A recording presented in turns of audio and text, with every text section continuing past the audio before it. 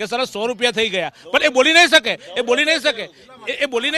બોલી નહીં શકે કે સત્તા પર અમે છીએ. તો જીતુભાઈ, દેશના દુનિયાના બ્રાઝિલ, જર્મની, ટર્કી, યુરોપિયન સંઘ આ બધા દેશોમાં આપણા કરતાં વધારે ભાવ છે. અત્યારે મુખ્યમંત્રી વિજય રૂપાણીએ ટ્વીટ કર્યું છે, તમામ મતદારોનો આભાર માનતું તેમણે ટ્વીટ કર્યું છે. પ્રચંડ જીત અપાવી છે એટલા માટે કાર્યકર્તાઓનો પણ તેમણે આભાર માન્યો છે, અભિનંદન તેમને પાઠવ્યા છે.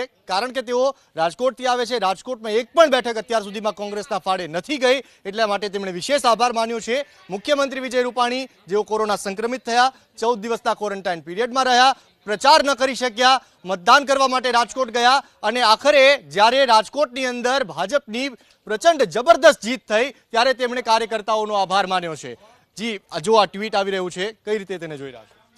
અમે પણ, મુખ્યમંત્રી પણ અને સમગ્ર ભારતીય જનતા પાર્ટી ગુજરાત પરિવાર તમામ મતદારોનો વિનમ્રતાપૂર્વક આભાર વ્યક્ત કરે છે.